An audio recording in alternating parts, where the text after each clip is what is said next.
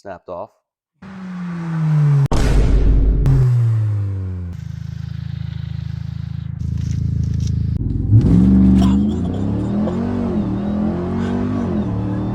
Pretty much same story as last time. Still waiting on parts, primarily the oil pan.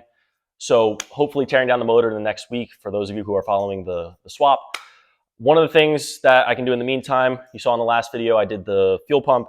This time I'm doing brakes, and not just regular brakes. We're going to like a full track setup.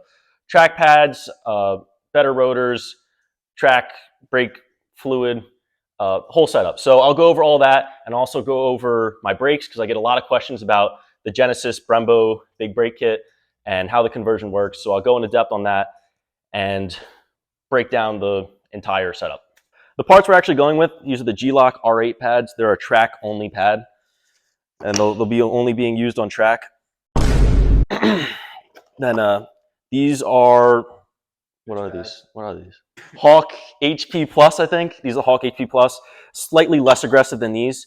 These are technically street legal, but they're slightly, they're at the limit. They're a very aggressive street pad. So it's going to be a lot of noise, a lot of dust. Let's hop the fat bitches quick.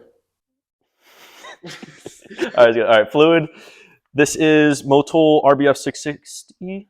It's a racing .4 fluid. Hopefully no more boiling fluid with what I have in there now. These rotors are from R1 Concept. They're the carbon geomet. There's a look at the rear. These are the front.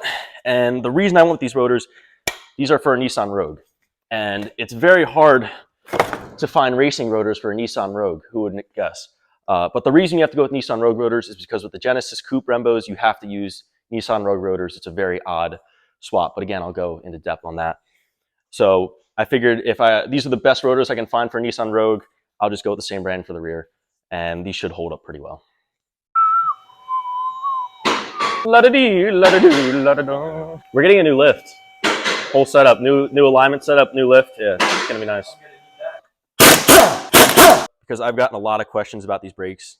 Because many of you may recognize that it's actually a caliper off of a Nissan Rogue. I want to take a second to quickly go over the brake setup because as many of you recognize, these are not regular Honda brakes.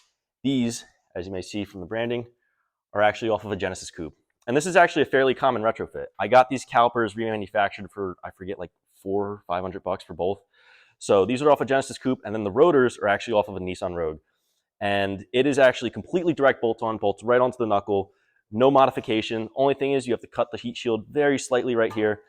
Other than that, goes directly on. And for the rotors, you need a centering ring. And there's a company that actually sells this kit as a complete whole setup called Slick Fab. And they sell the centering rings, the hardware, and all that.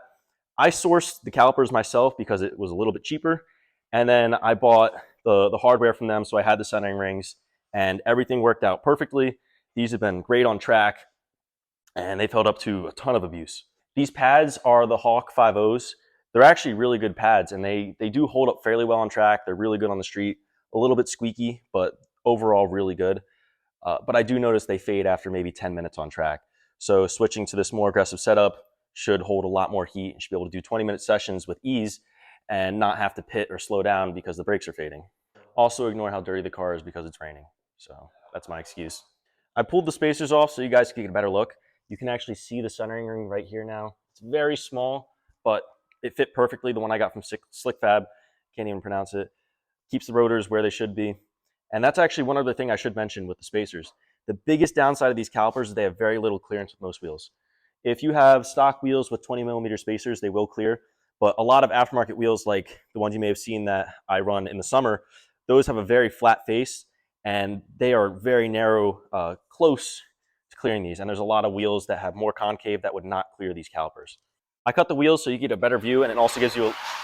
Nick, shut the... Oh my God, is this real? Is this real? I cut the wheels so you guys get a better view, and it also gives you a lot more room to work. So that's one thing I'd recommend doing. First thing we're gonna do with these Brembo type calipers, what you wanna do is you hammer out these pins. There's 1, 2, those come out, and then the spring clip here comes out, and you pull the pads out like that. Super easy. And then once those are out, there's gonna be a bolt here, and there's one above it, and that will allow you to take the entire caliper off. And then I have a string of wire here that you can hang it on. I should mention that most brake kits do come with replacements for these clips and these pins. This does not. It's whatever. If you put these back in, they will work. Man, shut the There we go.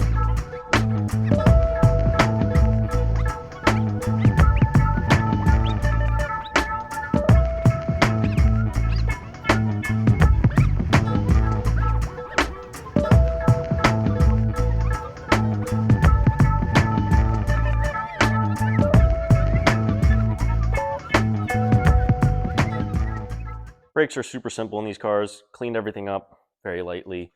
Used a steel brush. Got everything nice and shiny, little grease. And just like that, throw the rotor back on, put the caliper on. Simple. Repeat on the other side. I almost forgot to mention, you have to compress the pistons in the caliper. For a Brembo type caliper, I'd recommend a tool like this. They're super cheap. And you have to compress these evenly or else you will get vibrations when you're braking. So compress these all the way so the pads fit in. Super simple, and then you can throw the caliper back on.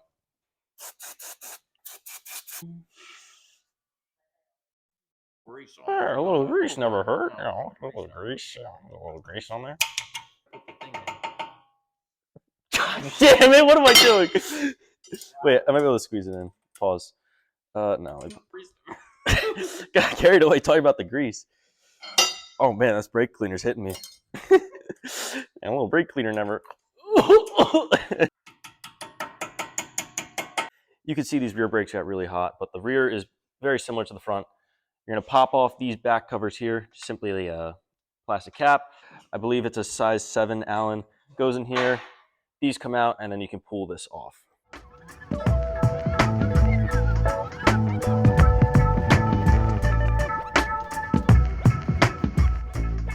So to take off the entirety of the caliper, bolt at the top and bottom, whole thing comes off.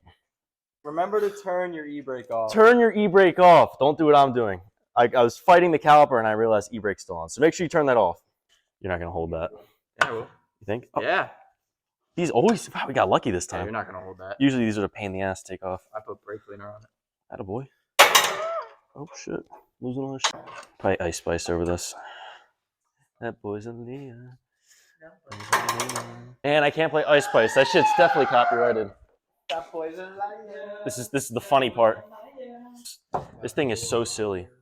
One of the weirdest parts about the rear brakes is that these cars have electronic parking brakes. So it's a little different than your traditional, maybe cable brake. For these, you're gonna need a special tool. Come on, get a close up on this. This piston here actually has to turn in order to retract in. And you do need to, you know, push the pistons in order to fit the brake pads. So this is a special toolkit I have over here. This is probably the best you can get. There's also these cubes that are universal. I've used that. They're a pain in the ass. This is the best because fit it in here. You get a backing plate against there. Okay. Well, okay. All right. Well, a little brake cleaner never hurt. This brake cleaner is getting in my head. So yeah, I'm going to tighten this, and it's going to keep pressure on the back of the brake caliper. And then I can do that, and I can just rotate this, and it's going to turn the caliper back in. I don't know what just fell there. What was that? Cherry flavored. Nice, tasty. Don't forget to eat your grease. Fun to play with, not to eat. Oh. What I'm doing here is vacuum out all the old brake fluid so that instead of having to pump it through all the brake lines, just suck it out the top, fill it with the new stuff. Should also mention brake fluid is highly corrosive. Don't get brake fluid on anything you don't want the paint to come off of. Can you show which one you're using? Brake bleeder in the rear. Get a shot of this. Right here is a rubber cover. You're gonna put a hose on there, and that's gonna keep it from spilling everywhere. So then you're gonna have a friend pump it. Nick, pump it up. Put your wrench on. This is a 10 millimeter. Put that on before. Hold it down. So your friend is gonna hold the brake down. Crack it loose. There's gonna be some fluid that comes out. Close it. All right, pump it up. And then you're just gonna keep repeating this process. Hold it. There you go. All right, moving on to the front. These are an 11 millimeter. So same thing, pump it, hold. Oh, damn, these are tight. Yeah, a little bit of air came out there. And then there's also 2 valves on these. So you have one here and you have one on the inside as well. So one of the bleeder valve stems snapped off. So I'm gonna have to drill it out tomorrow and order a new one. So wanted to finish this tonight, but I guess not. So That's how it goes. just how it be. How it be sometimes. Yeah, it's still closed. There's no fluid coming out. Still gonna drive the car Rosa Parks will be proud. because the bleeder valve broke off, but it never actually opened, so it's still closed off. So the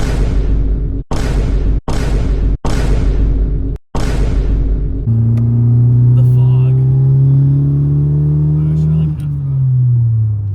Oh my god! Yeah, it stops. I feel like I'm on fucking Splash Mountain. Yeah, I don't think we'll have any hard time stopping. Oh. Oh, good heavens.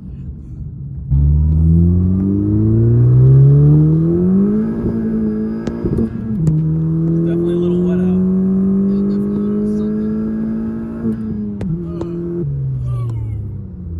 Alright. That was like 90% brake. Yep, that'll do it.